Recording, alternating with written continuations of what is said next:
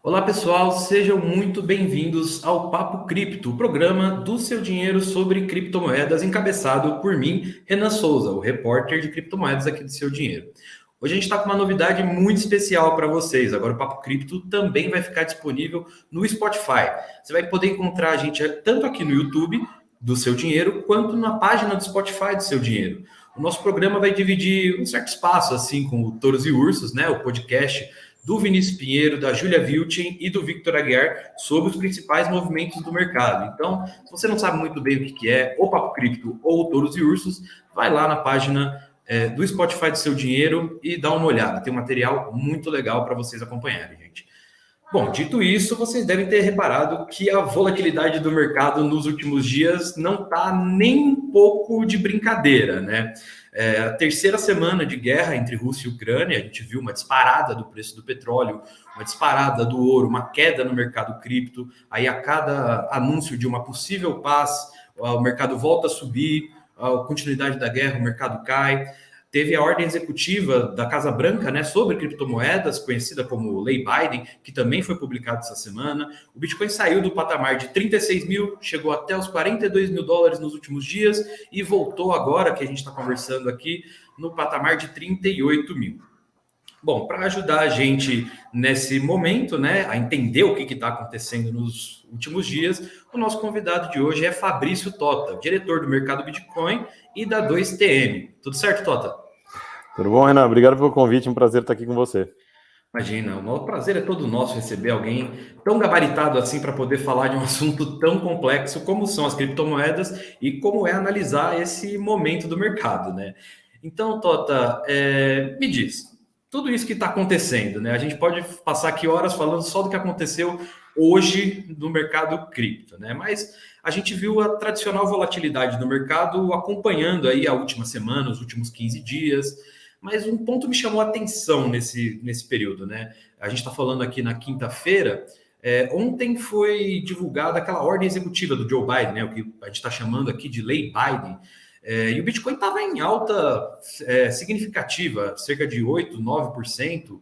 E quando a ordem executiva foi publicada, isso não alterou muito o preço do Bitcoin, né? Sendo que isso era um medo do mercado, de que uma lei, uma possível legislação em torno das criptomoedas fosse tão pesada que acabasse limitando o mercado cripto. Então, minha primeira pergunta para você é como que o mercado enxergou essa lei Biden, né? Como que enxergou essa ordem executiva da Casa Branca? Essa ordem, ela tem dois sinais, né, que a gente pode interpretar de duas formas. Ela não é necessariamente negativa, tampouco necessariamente positiva. Dando um passinho atrás, qual que é o pano de fundo, né? Acho que no calor dos acontecimentos, e eu falo especificamente sobre o conflito, a guerra entre Rússia e Ucrânia, né, fez-se necessário que se acelerasse um pouco uma regulação mais específica dos criptoativos, ou pelo menos a sensação que isso era algo realmente necessário. A discussão da regulação ela não é nova, ela é um tanto quanto antiga, mas ela vinha sendo conduzida num determinado ritmo. O que se busca agora é acelerar um pouco esse ritmo, justamente para evitar que as sanções, um dos motivos, né, é evitar que as sanções que estão sendo colocadas na Rússia e em alguns cidadãos específicos da Rússia, para que elas sejam efetivas, que o universo cripto não seja uma válvula de escape, ou como eles chamam em inglês, uma espécie de shadow banking, né? Que você consiga executar, ter acesso a recursos financeiros, a transações financeiras, se utilizando de criptomoedas, né? Então, a busca foi justamente, vamos acelerar um pouco esse ritmo, justamente para se evitar que isso aconteça, né? Então, quando você fala de acelerar a regulação, algo que vinha sendo pensado, discutido num determinado ritmo, com o envolvimento da comunidade, de players relevantes, você precisa acelerar esse passo, qual que é o risco que você tem de algo que seja punitivo, negativo, que seja algo que iniba a inovação e tudo mais. Esse era o calor, né? Como a gente colocou o risco em termos de preço era justamente esse, né? Que de alguma forma isso fosse negativo, criminalizasse alguma coisa assim a utilização de criptoativos, né? E o que veio não foi algo nesse sentido. É claro que o risco ele continua existindo, não foi uma ordem definitiva, ela não regulamentou, ela só fez um chamado, principalmente a SEC e a CFTC, que é a Comissão de Futuros e Commodities dos Estados Unidos, fala: ei, olhem com atenção esse tema, se organizem, se reúnam, né, e deem um olhar atento para o universo cripto, com uma estrelinha ali ainda no tema stablecoins, né, que é algo que acaba sendo centralizado e eventualmente você foge da volatilidade para poder fazer pagamentos cross-border, né, entre países distintos. Né? O Bitcoin também serve, outras moedas também servem, mas stablecoins acabam sendo algo que chamou bastante a atenção, principalmente à luz de um desenvolvimento das moedas de bancos centrais, as chamadas CBDCs. Né? Então, é um pouco esse o histórico. Né? Só, poxa, a gente precisa acelerar o tema regulação, mas não foi algo que veio de forma negativa. Né? Segundo o próprio documento, né, o que eu destaco, chamou a atenção que o objetivo principal, né, um dos principais objetivos, na verdade, dessa ordem executiva, que grosso modo seria como uma medida provisória, não é exatamente, né, mas é uma coisa ali que o presidente dos Estados Unidos tem o poder de editar, né, é proteger, aspas, aí, consumidores, investidores e empresas, né. Então, mais do que proteger a própria sociedade, o sistema financeiro, ele também se preocupa, ele também sabe que hoje a realidade é que já é utilizado e já é objeto de investimento e de uso no dia a dia de muitos consumidores, de investidores e também de muitas empresas. Existe um ecossistema um tanto quanto relevante já nos Estados Unidos que você não consegue fazer com que essa indústria toda desapareça da noite para o dia. Então, foi algo que nossa interpretação foi feita com algum cuidado, né, com o devido cuidado. A gente ainda espera algum desenrolar nos próximos dias, né, como que a SEC e a CFTC vão atender a esse chamado, como que na hora de colocar a caneta, olha, então vamos regular dessa forma, como isso vai se dar, mas de uma forma mais macro, não foi negativa, vamos colocar dessa forma. Não, perfeito. Acho que esse é a grande questão do mercado, né? Porque a gente olha ali, né? Se você vai esmiuçar bem aquela ordem executiva, ele está falando bastante de proteger, né? Como você falou, o consumidor, o sistema financeiro, limitar os crimes com moedas digitais e tudo. Só que isso para uma pessoa leiga, eu falo por experiência própria, né? Isso não diz muita coisa, né? Então, ouvir alguém falando que no final das contas é positivo para neutro, né? É bom, mas uma coisa me chamou um pouco a atenção, Tota, que foi uma parte, eu até destaquei ela aqui para ler aqui, né? Tá em inglês, mas eu vou traduzir, que a ordem executiva ela destaca, né, que os ativos digitais, né, digital assets, podem ser usados para driblar as sanções dos Estados Unidos. Isso é um recado claro à Rússia, não é? Ou a outros países que os Estados Unidos mantêm sanções econômicas, isso falando de Cuba, Venezuela, enfim, os inimigos dos Estados Unidos. E aí eu queria já emendar numa segunda pergunta, que a gente está vendo a União Europeia colocando principalmente sanções sobre criptoativos contra a Rússia. O Brasil aqui, a gente está, né, desenvolvendo uma legislação própria sobre cripto, tem essa ordem executiva do Biden, e, ao mesmo tempo, existe um número crescente de usuários de ativos digitais, de moedas digitais, tanto na Rússia quanto na Ucrânia, né? Quais são os perigos desse momento, né? Da gente acabar, da própria SEC, do próprio Brasil, da própria União Europeia, criarem leis muito pesadas e aí limitar o mercado? Ou existe a possibilidade também do contrário, né? A gente criar leis muito brandas e que permita esse tipo de driblagem, vamos dizer assim, esse drible das sanções econômicas, né? Qual que é a sua opinião sobre isso? Justamente esse o risco, né? Mas eu acho que é importante a gente dividir em duas partes aqui. Uma parte, acho que é de um cidadão comum, uma pessoa comum, como eu, como você, como o pessoal, eu imagino, que está assistindo a gente, de você querer proteger o seu próprio patrimônio. Né? Então, você olha, seja por uma questão de uma guerra, você sendo o atacante ou o atacado, não importa, para o cidadão comum, para o russo ou para o ucraniano, no sentido de proteção de patrimônio, o raciocínio é muito parecido, ou para os turcos em 2018, ou para os argentinos ao longo de uma década ou mais, ou para os venezuelanos, mais ou menos no mesmo período, ou para a gente aqui no Brasil, né, uma economia relativamente frágil quando comparada com as grandes potências, né, num ano eleitoral, né, com alguma turbulência política esperada para esse ano, que você decida, opte por proteger o seu patrimônio. Fala, poxa, talvez eu não queira deixar meu patrimônio todo no sistema financeiro, talvez eu não queira deixar todo o meu patrimônio à mercê da decisão dos bancos e dos bancos centrais. A gente vive num país, por exemplo, que é muito violento e é um risco você... olha o que a gente tem que fazer, por exemplo, com o Pix. A gente tem que se proteger da gente mesmo, né? Você fala, poxa, eu deixo... Algumas pessoas tendo 2 celulares, um celular com os aplicativos que elas deixam em casa. Olha a situação que a gente vive, né? Então, uma coisa é as pessoas quererem proteger o seu próprio patrimônio. Isso é absolutamente legítimo, né? Então, você fala, poxa, pode ser que o governo cerceie meu direito de sacar o meu patrimônio do banco, né? Então, eu quero escapar dessa sanção, né? Bem entre aspas, porque não é uma sanção exatamente contra você, mas é uma decisão de um governo, como aconteceu na Rússia, e vale lembrar como aconteceu no Brasil 30 e poucos anos atrás, né? Que as pessoas tiveram o acesso aos seus recursos limitados. Então é muito legítimo que as pessoas protejam-se, e o mercado cripto, né, os criptoativos, são um caminho para se proteger, e na minha visão isso é absolutamente legítimo. Outra coisa é, uma vez as pessoas sancionadas, né, essa busca por falar, poxa, eu tenho que encontrar outro meio, eu tenho que encontrar outra forma para movimentar os recursos, né? Isso eu garanto para você que os bons players do universo cripto não querem.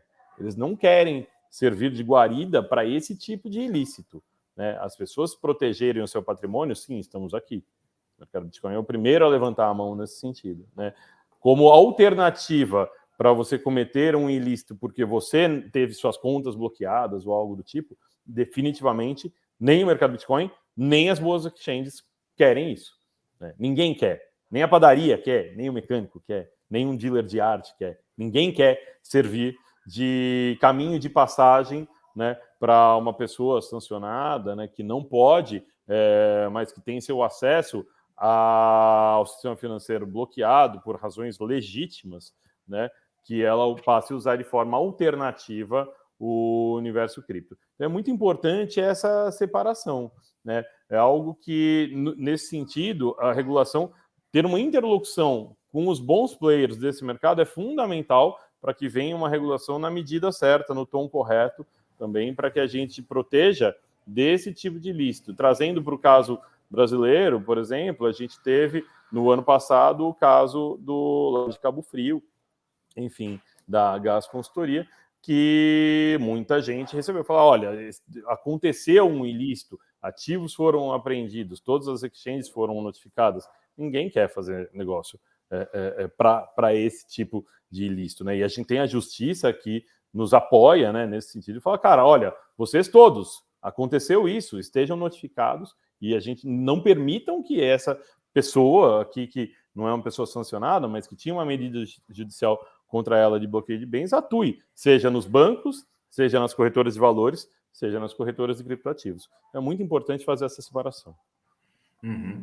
Separar bem a pessoa que pode tanto usar dinheiro fiat, né, como a gente conhece o dólar, o real, para ações ilícitas, quanto o cripto, né? Cripto nada mais é do que um universo em paralelo, né? Não um universo paralelo, mas em paralelo com o sistema financeiro tradicional também, né?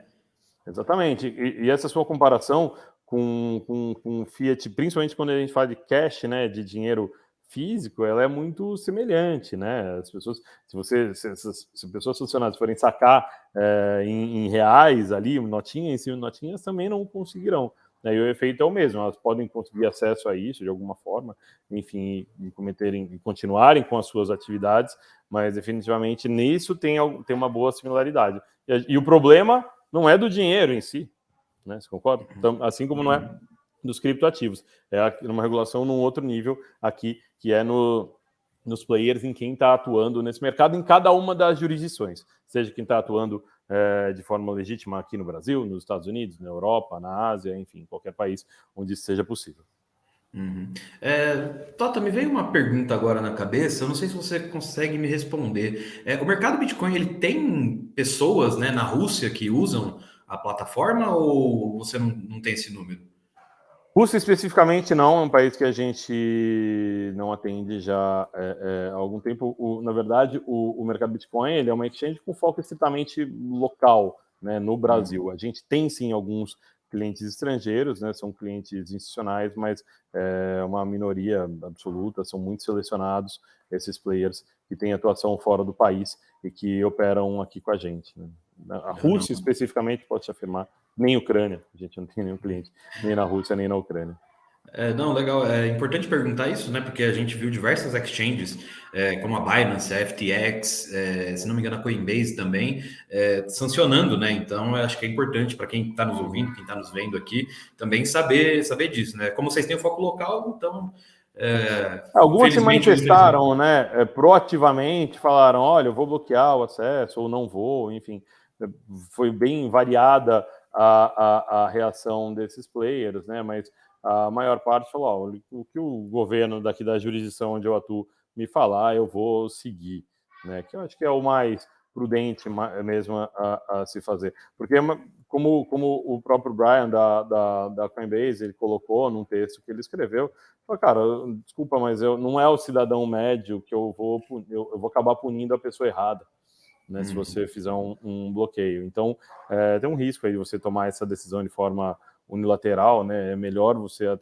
guardar uma orientação de um governo. Meu, se você quiser que eu bloqueio, né? Mas eu não vejo razões para tal. Mesmo porque, falando do caso do mercado Bitcoin para o mercado brasileiro, por exemplo, a gente olha com muita atenção. A gente tem nosso programa de identificação de clientes, prevenção à lavagem de dinheiro e financiamento ao terrorismo, que eventualmente a gente não aceita alguns clientes, independentemente, né, de algum governo ou a justiça falar que pode ou não pode.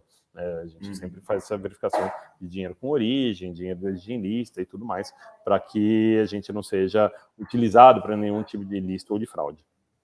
Não, foi bem legal você falar isso, Tota, porque realmente, né, as exchanges elas não querem estar nem um passo adiante, nem um passo atrás, né, querem caminhar junto com o regulador, né, porque afinal isso colabora também, né, que a gente está falando aqui de regulação, tanto aqui no Brasil, nos Estados Unidos, na União Europeia, em outros países, a gente na verdade está falando de entrada de clientes, né, você está andando de acordo com a lei, também traz mais clientes para você, né, traz gente interessada, que você fala, poxa, eu tenho respaldo aqui no Brasil, né, principalmente da Receita Federal, mas vamos supor aí que as propostas que estão correndo no Congresso sejam aprovadas, a gente vai ter ainda o Banco Central, a própria CVM, para ajudar o investidor a falar, opa, peraí, esse negócio de criptomoeda não é mais coisa do porão da internet, né? Agora já é uma coisa ratificada, né, certificada e com seu mérito também, né? Sem dúvida. Acho que quando você procura parceiros de negócios, quando você procura relação com o Banco Central, como você colocou, ou com a CVM, como, por exemplo, a gente tem alguns, especificamente uma categoria de token, que são os tokens do Mecanismo de Solidariedade aqui de futebol, que a gente fez uma consulta formal à CVM, né, se a gente pode ou não pode negociar esse tipo de ativo aqui. Quando você começa, também quando você tem relacionamento com outros potenciais parceiros de negócio, com bancos, com o sistema financeiro, com corretoras de valores, com investidores, porque não? O mercado Bitcoin fez 2 rodadas significativas de captação de recursos, que essas credenciais são fundamentais, né? Tema da mais alta relevância, né? Fala, poxa, como você trata a prevenção à lavagem de dinheiro? Como você garante que não tem ilícito acontecendo aí dentro do seu ambiente? Né? Nenhum investidor quer colocar dinheiro em algo que dá liquidez e que dá vazão para esse tipo de atividade, né? Então, isso é muito importante e é dos melhores carimbos que a gente tem, justamente essas 2 rodadas de captação, na minha visão, né? Acho que eram os 2 carimbos anteriores e agora acho que esse terceiro, né, que é muito relevante também do Banco Central, né, que também observa esse tipo de atuação, né, e esse tipo de credencial que você apresenta, né, para falar, poxa, quem sou eu e por que eu tenho mérito, né, além do mérito da proposta, né, mas por que você deve confiar em mim de alguma forma para poder atuar em algo tão relevante como o Real Digital, por exemplo. Que bom que você levantou a bola do real digital, porque essa com certeza é a minha próxima pergunta, né? O mercado Bitcoin, uma das propostas aceitas pelo Banco Central foi justamente do mercado Bitcoin, né? Então, Tota, primeiro, parabenizar vocês, né? Porque isso, sem dúvidas, é um marco importante para o mercado Bitcoin em si, mas para o sistema financeiro brasileiro também e, né, para o nosso desenvolvimento enquanto um país à frente de uma revolução digital, né? Então, me diz uma coisa, Tota, quais são os próximos passos? Conta para a gente primeiro como é que foi, né, esse processo de seleção e quais são os próximos passos aí do desenvolvimento do real digital. A gente já vai poder comprar um pãozinho na esquina com real digital no ano que vem? Ou isso ainda é uma coisa que não dá para dizer?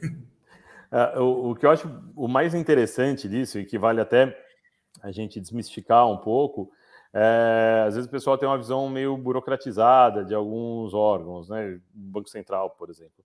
E diferentemente do senso comum, né, ou do que uma parte das pessoas imagina, né, o Banco Central, especificamente, ele é muito atento e conhece profundamente muitos dos temas, né? A gente já teve discussões muito interessantes em diversas interações que a gente teve com o Banco Central sobre DeFi, por exemplo, sobre finanças descentralizadas, que é um tema da aula 5 aí, vai, de criptomoedas.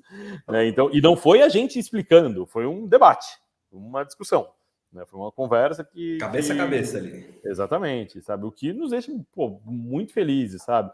No sentido que você sabe que você participando em algo ali, né, junto a um órgão como o Banco Central, por exemplo, não vai ser uma perda de tempo, sabe? Não vai ser só algo você ensinando e tentando fazer uma coisa ali no básico. Né? Então, foram a participação no Lift, né, no Lift Challenge, né, que vai trazer algumas possibilidades, algumas oportunidades de uso do real digital, né, que está sendo desenvolvido lá pelo Banco Central, né, imaginando como será esse futuro. Né? As possibilidades são diversas. Né? Quando você fala de real digital, das CBDCs, né, da moeda digital dos bancos centrais. Então, é um pouco trazer e falar, beleza, né, considerando todo esse potencial, o que a gente pode construir? Nos ajudem a construir esse futuro. Eu acredito que a gente não está perto no sentido de ser no dia seguinte, mas eu acho que isso vai ser preparado, isso vai ser gestado ali dentro, e quando vier a público, eu acho que vai ser uma transformação muito grande, né? E de adoção muito rápida também. Eu acho que o grande exemplo que a gente tem aqui, e eu acho que os bons exemplos são aqueles que a gente, às vezes, quase esquece que eles existem. É o Pix, né? O Pix, estava todo mundo vivendo relativamente bem, ouviu falar que ia ter uma mudança ali e tal, tranquilo, e todo mundo, vou sacar dinheiro, porque dinheiro eventualmente é mais fácil, várias empresas atuando em formas de facilitar, de atuarem como meio de pagamento, né? TED, DOC funcionando ali, muita gente ainda mantendo contas em diversos bancos, quem nunca teve que pagar um fornecedor, alguma coisa, preciso te pagar, o cara pergunta, em qual banco, né, para facilitar, então o cara mantém conta em vários bancos, justamente para você não pagar a tarifa ali de TED, do dia para a noite, Pix. Uma adoção massiva, uma facilidade de uso brutal, né? 24/7, ajustes ali nos volumes, nos horários, mas atendendo a maior parte das pessoas que não utilizavam serviços bancários no seu dia a dia, passam a utilizar esse serviço bancário, mais uma alternativa de pagamento barata, simples, rápida. Então você fala, cara, uou, né? Olha onde a gente estava, né, 2 anos atrás e onde a gente está hoje com o Pix. Isso é fantástico, sabe? Então, imaginando um passo além, né, com uma CBDC, eu acho que o impacto que eu espero é alguma coisa parecida com isso. É esse efeito uau, assim, você fala, caraca, olha que sensacional, né? Eu mando dinheiro daqui para o Renan. Ô, Renan, sobe o QR Code aí que eu preciso de fazer um pagamento. Eu saco meu celular, foi, sabe? Então, acho que é aí que a gente vai estar, né? Para aí que a gente vai estar se movendo, né, e inspirada em alguma medida, né, com o que existe no universo cripto, né, para quem já utilizou como meio de pagamento, principalmente, né, que acho que é um dos grandes potenciais, né, que podem ser destravados, além de uso em finanças centralizadas, né, ou em moedas programáveis, né, para serem utilizadas em segmentos específicos, para serem utilizados em locais específicos, para serem utilizados até uma data específica, né, um dinheiro programável, né, cara? Então as possibilidades são gigantescas, né? Acho que além do uso potencial no dia a dia, como por exemplo eu pude viver um pouquinho em El Salvador, em alguns dias que eu passei lá, né, com o Bitcoin especificamente, na Lightning Network.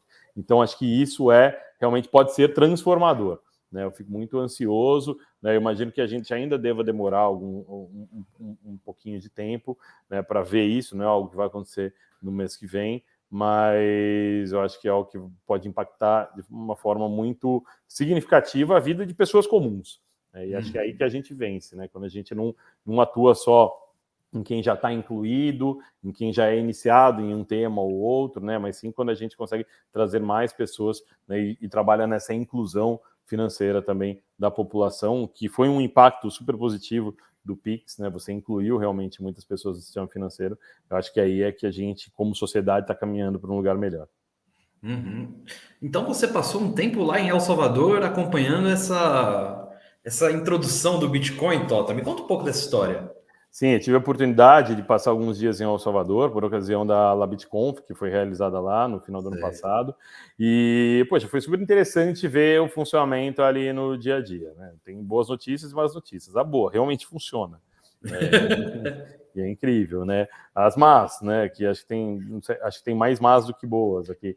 Você depende da infraestrutura de telecom do país, né? Sei lá, ok. Né? Bom, da infraestrutura de telecom de um país, essencialmente, um país pobre, né? O Brasil também é um país relativamente pobre, né? Mas assim, imagina, não pega celular no Brasil inteiro. Então, El Salvador é parecido, talvez um degrauzinho abaixo, sabe? A gente tem áreas de sombra em São Paulo, normal. Lá você não vai conseguir utilizar para pagamento de nada, se você não tiver sinal de celular ou se tiver um sinal precário, né? Então a mesma coisa acontece em El Salvador. Funciona, funciona. No país inteiro, não. Você tem locais de sombra que não tem telefonia celular, lá não vai funcionar. Ok. Né? Outra coisa é a educação da população. E eu falo sem nenhum demérito. A gente também tem esses gaps aqui no Brasil, normal. Né? Eu comparei um pouco com alguns bons anos atrás, quando com o advento das maquininhas, né, de receber cartão de crédito e débito, né, em qualquer lugar, né, quando barateou muito, teve uma competição muito grande, né, você ir em um restaurante, por exemplo, eventualmente somente um dos garçons sabia como manejar aquela maquininha, né? Hoje tem lugar que entrega na sua mão, fala, meu, se vira aí, paga você. Né? Ou quando começou a ter nos táxis aqui em São Paulo, às vezes o taxista se atrapalhava. Absolutamente normal essa barreira da tecnologia. Acontece o mesmo em El Salvador, né? Puxa, eu vou receber um pagamento. Pô, como é que é mesmo? E pegar o aplicativo do celular e ter que lembrar ali onde clica, como faz, digita em dólar, converte para Bitcoin, oferta o QR Code para quem vai pagar ali, ou alguns lugares, né, justamente procurando, eu fui num lugar fazer uma compra, era um artesanato, a senhora que me atendeu na hora do pagamento, falei, posso pagar com Bitcoin? Ela falou, pode, só um minutinho. Chamou uma pessoa mais nova, não sei se era o filho, o neto, ou um auxiliar ali que estava trabalhando junto, que ele era o responsável por, não, eu sei, clica aqui, clica ali, e daí eu pude fazer o pagamento, né? Algumas pessoas seguindo um roteirinho escrito num papel, normal, né? Então acho que tem algumas barreiras, não é que está todo mundo uma festa, todo mundo utilizando. E outro problema também que ainda é uma economia dolarizada, né? Você paga com o Bitcoin, mas a referência de preço é dólar. Ninguém dá preço em satoshi, dá preço em dólar, na hora do pagamento converte, e o cara já converte de volta ali na hora, não quer ficar exposto, né? E daí foi curioso que era um evento muito bitcoiner, né? Eu até brinco, não era um evento de cripto, era um evento de Bitcoin, que é uma coisa diferente. Para quem já é um pouquinho iniciado aí no tema, né, entende o que eu estou falando, hoje não tem muito tempo para explicar isso mais a fundo, mas as pessoas falavam, poxa, mas por que ele converte? O Bitcoin é muito melhor do que o dólar. Eu falei, cara, mas ele precisa pagar uma conta amanhã, precisa pagar o fornecedor depois de amanhã. E em dólar, né? Às vezes. Em dólar, sempre em dólar. Né? Então ele não pode. Uma pessoa me falou, poxa, faço $1.000 em vendas hoje aqui na minha loja, né? Eu tô com coisas em consignação, eu tenho que pagar o cara lá na segunda-feira, era sexta-feira à noite. Eu não posso, eu sei que esse negócio sobe e desce, eu não posso esperar o final de semana inteiro tendo o risco de ter $900 na segunda-feira. Absolutamente compreensível. Não dá para você dar aquele papo e falar, mas no longo prazo, o cara fala, amigo, você entendeu, né? E sim, a gente entendeu, né? Principalmente a gente aqui do Brasil, né? E todo mundo, era lá BitConf, né? A maior parte da população Latinoamérica, todo mundo entendeu perfeitamente o que as pessoas estão dizendo. E você, então, aproveitando essa sua experiência com o Bitcoin como meio de pagamento, eu faço essa pergunta, né? Se essa provocação até, né? Por que a gente usaria, por exemplo, o Bitcoin como meio de pagamento e não o real digital ou o Pix, por exemplo? O que esses três têm em comum? O que eles têm de diferente? Porque do ponto de vista de uma pessoa não iniciada, né, como você mesmo falou, eu entendo que o Bitcoin, para mim, ele é um tipo de investimento, que hoje eu posso ter mil dólares, amanhã eu posso ter 900, amanhã eu posso ter 2.000. O Pix, para mim, resolve 99% dos meus problemas, o real digital, tanto quanto, né? Então, assim, se não é uma pergunta tão abrangente assim, né? Qual que seria a vantagem, por exemplo, do real digital? Vamos falar do real digital, que eu acho que é o mais novo, assim, para quem vai nos ouvir aqui. O real digital seria muito a facilidade como meio de pagamento, de fato, né? De você conseguir superar algumas barreiras do sistema financeiro, dos bancos, né? De que banco você usa, que banco eu uso, qual que é a sua chave, etc. E tal.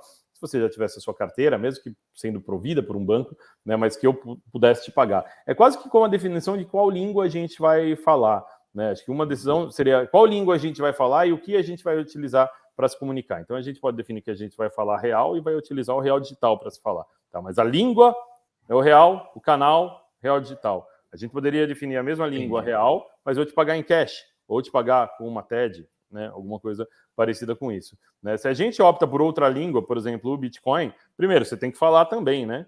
Não adianta só eu falar e você não falar. Né? Você fala, putz, Bitcoin, cara, pô, não confio, não gosto, até tenho uma carteira, então não quero, significa que você não quer falar essa língua comigo. Mas se você é um Bitcoin, você fala, cara, eu tenho um pouco, tal, beleza, a gente vai almoçar, você esqueceu a carteira, eu falo, putz, tudo bem, eu pago a sua conta aqui no restaurante, né? E depois você vai falar para mim, ô Tota, preciso te pagar aquela conta ali. Como que eu te pago? Eu falo, não, me paga em Bitcoin.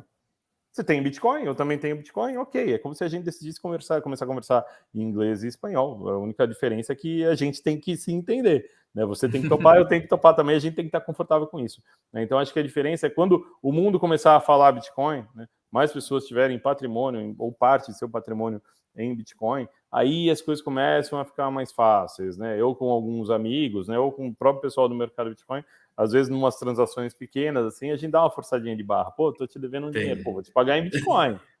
Vou te pagar em reais, pelo amor de Deus, né? Vou te fazer um Pix. Vou te mandar fazer uma transferência na sua carteira aqui no MB mesmo, né? Me manda a hash aí, por favor.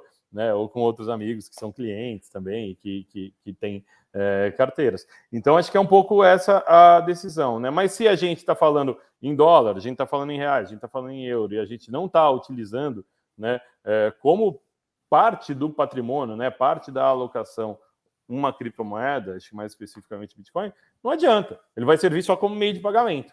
Né? A gente pode até utilizar, como é feito em El Salvador. Mas, no fundo, todo mundo vai apertar uma tecla SAP e traduzir ali para alguma outra coisa que se sinta mais confortável. Seja o real, seja o dólar, seja uma stablecoin, lastreada em dólares, por exemplo. Né? Mas a língua ali é o que acaba importando mais. Legal, não, bastante interessante sua visão, Tota. Bom, numa das nossas conversas, né, dando sequência aqui, numa das nossas conversas você falou um pouco de uma curva de custódia, né? Para quem aqui está nos ouvindo, é mais ou menos assim: quando você começa, né, no mundo do Bitcoin, das criptomoedas, você vai para uma exchange costumeiramente, né? A pessoa vê uma empresa, sente confiança nela, como é o próprio mercado Bitcoin. Aí a coisa começa a crescer, a gente começa a entender um pouco mais. Aí, não, quero eu ter minha custódia, né? Aquele espírito libertário típico das criptomoedas. Eu quero ter a custódia dos meus tokens e não sei o que e tal. E aí a pessoa vai lá e mantém essas criptomoedas na própria carteira, né? Sob sua própria custódia. Só que aí essa coisa começa a multiplicar, a gente sabe, o valor exponencial das criptomoedas, né? É exponencial porque vai multiplicando. Imagina um cara que comprou Bitcoin lá em 2017, quando valia coisa de poucos dólares, e hoje está 38 mil dólares, né? A gente fala de níveis abaixo de 40 mil, mas são 40 mil dólares. O cara que comprou Bitcoin lá atrás está nadando no dinheiro, né? Então, eu queria que você explicasse um pouco mais sobre isso, Toto. O que é essa curva de custódia, né? No final das contas, o cara vai acabar voltando para exchange porque é muito dinheiro para ele manter no bolso, né? Numa wallet, numa hard wallet, né? Uhum. Exatamente, né? Essa curva aí que é super comum, né? A gente já viu essa história várias vezes, né? Quando é relativamente pouco dinheiro, e pouco é pouco para a pessoa, né? Tem gente que é R$100, tem gente que é 1.000, tem gente que é 10 mil, né? Muito de pessoa para pessoa.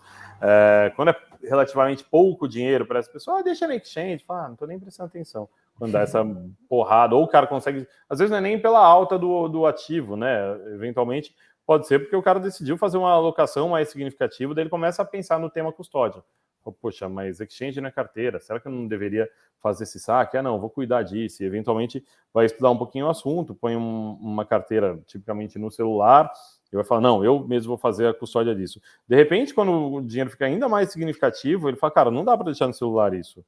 Né? Ok, tem o backup, eu guardei esse backup, eu guardei as seeds, está comigo, mas eu não sei se eu deveria deixar uma cópia com alguém, e também tem uma potencial sucessão, e se eu não estiver aqui, só eu estudei isso na minha família, eu devo contar para minha esposa, como eu devo contar para ela, devo contar para o meu marido, vou orientá-lo, vou deixar uma carta escrita, né, olha, faça isso, isso, isso, ou procure essa pessoa de confiança que ela pode te orientar. Tipicamente as pessoas não estudam esse sistema sozinhas, vão trocando com outras pessoas, com amigos e conhecidos, então aí o problema fica maior, fica grande de novo, a pessoa fala, não, deixa eu voltar para algum lugar onde eu me sinta mais seguro novamente.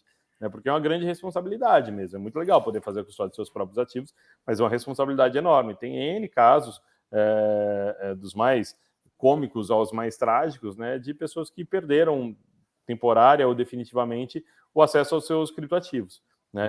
Vamos ficar nos cômicos aqui, né, e que tiveram um final feliz, mas que as pessoas que, poxa, escreveram, perderam a seed e acharam depois, né, pessoas que utilizaram uma determinada estratégia, essa estratégia foi para água abaixo porque ela estava mal feita, né, e que no fundo, não é uma questão essencialmente de tecnologia, custódia, é uma questão de tecnologia mais processos, né, você tem que ter processos muito robustos e a prova de falhas, né, que se um ponto falhar, você consegue ter recuperar esses ativos, que é muito importante e difícil de gerenciar.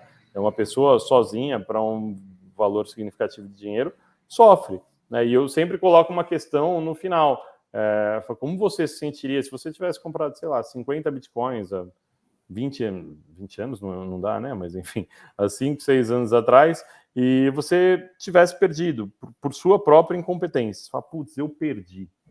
E você, todo dia, você olhar lá, olha, era para eu ter não sei quantos milhões hoje. Daqui a alguns dias você vê de novo o preço do Bitcoin, olha, cara, era para eu ter não sei quantos milhões. Enquanto você não tem esses milhões, né? Conviver com isso é pesado, cara. É dureza, pesado. cara. É dureza.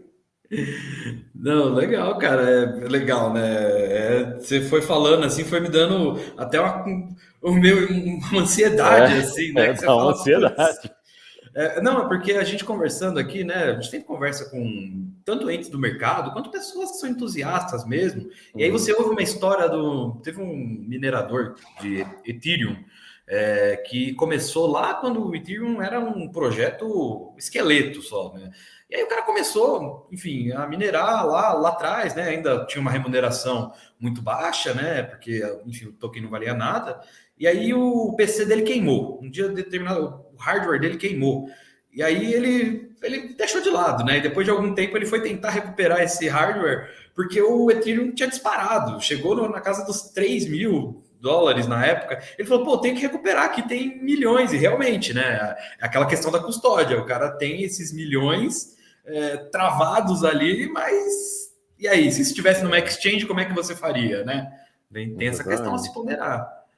Exatamente. Hoje a gente viu uma movimentação, a gente acompanha algumas movimentações bastante significativas. Na verdade, foi ontem essa movimentação, ontem no final do dia, de uma transação de 489 bitcoins, né? Um endereço, na verdade, contendo 489 bitcoins, que se moveu, né? Fez uma transação depois de 11 anos. Putz. 11 anos. Né? Então, esse volume que valia uns $50, não falei errado. A época, não era cada um, era a totalidade, valia $50, se transformou em 20 milhões de dólares. Nossa! Imagina que exercício de paciência de custódia. A gente não sabe de quem se é uma corretora, se é uma pessoa física, não tem ideia de quem seja, né? Mas é realmente impressionante a gente pensar nisso. Né? A gente sabe que quem quer que esteja sentado nesse montante, provavelmente deve estar com um sorriso de orelha a orelha, assim, né? Visível até dos confins do espaço, né? Se a gente conseguisse chegar na borda do espaço e focar na Terra, a gente veria o Vai conseguir sorriso dessa enxergar. pessoa. Exatamente. Tota, a nossa última pergunta aqui, né, encaminhando para o final, aproveitando esse papo delicioso, que se deixar a gente fica aqui até amanhã cedo, mas Vai a mesmo. gente, né, sempre precisa fazer essa nossa última pergunta aqui, que nenhum convidado do Papo Cripto até hoje conseguiu escapar, que é a nossa pergunta do próximo milhão, né? Sempre lembrando aqui para quem está nos ouvindo, para quem está nos assistindo, essa não é uma recomendação de investimento, só mais para a gente entender e ver quais são os projetos do mercado que uma pessoa como o Tota, né, que vocês podem ver que é super entendido do mercado, tá de olho. Então, Fabrício Tota, a minha pergunta do próximo milhão é: quais são os projetos que você está de olho agora? Legal. Acho que, além de falar dos projetos especificamente, acho que é bacana a gente falar em temas, né, em alguns assuntos. Eu, particularmente, eu acredito que a gente tem... Bom, vamos também uma coisa, né? Bitcoin e Ether, para mim, assim, não vou nem considerar, que é mais do que óbvio na minha cabeça, né? Que você tem que ter uma porção significativa em Bitcoin e um pouquinho menos em Ether, né? Essa é um pouquinho a minha visão. Então, se eu fosse colocar, assim, algumas pessoas me perguntam, quanto? Cara, sei lá, põe 50% do seu patrimônio cripto em Bitcoin, põe 25% em Ether, né? Uma relação 2 para 1. O que vai sobrar, 25% para as outras coisas, né? Que acho que é mais essa ideia da pergunta, né? Então, já resolvi a parte Bitcoin e Ether, né? Então, vamos para quais temas, né? Acho que um dos principais temas são outras chains, né? Outras blockchains que desafiam o domínio do Ethereum, né? O Ethereum tem soluções, mas também tem problemas. A gente não pode dizer que é uma posição super consolidada, né? Então, por exemplo, você tem outras redes mais baratas que no assunto NFT, por exemplo, acabaram se destacando bastante nos últimos meses, né? Então, destacaria a Solana, né? Acho que é uma rede que também tem problemas, mas ela pode abocanhar uma parte significativa no mercado que hoje está nas mãos da rede Ethereum. Então, essa seria uma primeiríssima aí que eu coloco numa carteira para o longo prazo, né, de uma coisa um pouco mais explosiva, né. Outro tema que eu gosto bastante, né, esse tema de gaming e metaverso, é algo que a gente já olhava antes do Zuckerberg falar, eu juro que é verdade, né. Então, ele tornou popular o termo metaverso e normalizou a gente falar em metaversos, mas era algo que a gente já olhava, essa proximidade do tema gaming e metaversos, né? Mesmo que você não utilize para jogar efetivamente, mas algum lugar onde você vai existir. Hoje, pela manhã, eu fiz uma reunião num metaverso, olha só que coisa interessante. Né? Então, já se aproveitando um pouco desse tema, né? E é uma coisa que é super viável, funciona, é bacana, a experiência pode melhorar muito, mas ela já existe alguma coisa, não vou dar detalhes de como foi, mas ela acontece efetivamente, é super interessante, né?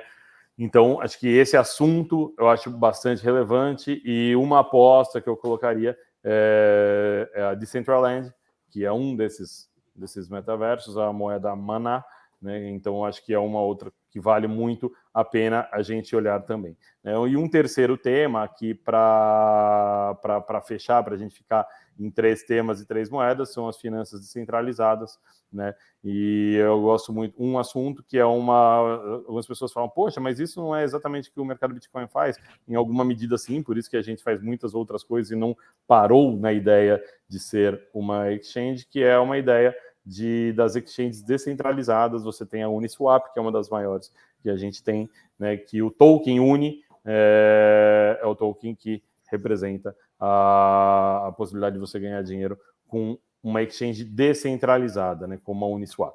Então, para ficar em 3 temas, smart coins, Solana, gaming e metaverso, a Mana, e em finanças descentralizadas, a Uniswap. Legal, muito bom. Então, com essas indicações, pessoal, Fabrício Tota, diretor do mercado Bitcoin da 2TM, muito obrigado por participar aqui do nosso Papo Cripto. Acho que deu uma clareada em diversos temas para todo mundo aqui que está nos acompanhando, sempre nos acompanhou aqui no Papo Cripto. Você quer deixar uma última mensagem para o pessoal, Tota? Renan, acho que primeiro agradecer a oportunidade, é sempre muito legal tá trocando essa ideia, papo de alto nível, bem bacana, bem gostoso. E, puxa, última mensagem, cara, se você não se entupiu de cripto, se entupa que ainda dá tempo, cara. A gente tá tendo bons exemplos, infelizmente num momento ruim, né? Acho que as custas de muito sofrimento de muitas pessoas, ou custo de vidas, sempre chato falar sobre isso, e a gente tem que lembrar disso em primeiro lugar, mas acho que é mais um demonstrativo do que as decisões de pessoas, decisões centralizadas, de burocratas, elas podem ser falhas, e mais do que isso, independentemente de ser falhas ou não, elas podem impactar de uma forma muito decisiva a nossa vida financeira, né? E cripto se coloca como uma alternativa, como uma possibilidade de você se proteger em diversos momentos. A gente já viveu isso na Venezuela, na Argentina, na Turquia, agora na Rússia e na Ucrânia também. A gente fala muito da Rússia, mas a Ucrânia também está sofrendo, né? As pessoas, elas têm que fugir, elas têm que sair do país rápido, né? Eventualmente com uma mochilinha, com uma malinha, com uma sacolinha de coisas na mão, sem tempo de fazer muita coisa, além de simplesmente procurar manter-se vivo e buscar refúgio em outro país, né? O que dizer dos recursos financeiros ou do patrimônio dessas pessoas, né? Eu tenho certeza que algumas pessoas estão levando também uma hard wallet ou uma paper wallet ou as palavras ali na cabeça para conseguir caminhar e seguir com o seu patrimônio que elas conquistaram ao longo de sua vida toda, né? E que é muito justo e legítimo que elas continuem com isso. Acho que essa ideia de proteção, ela cada vez mais faz sentido, e a gente vê tantos exemplos em tão pouco tempo, né, Renan, que alguns futuros que seriam absolutamente distópicos, e que a gente fala, mas imagina, isso não vai acontecer, a gente vê acontecendo, né? Então, cara, se entope de Bitcoin, se entope de Ether, pelo amor de Deus. Com essa maravilhosa mensagem, pessoal, a gente vai ficando por aqui. Não deixa de acessar o seudinheiro.com. Lá, aproveitando isso que o Toto falou, a gente tem uma matéria que eu mesmo e o meu colega Ricardo Gozzi fizemos sobre a utilização do Bitcoin, tanto na Ucrânia quanto na Rússia.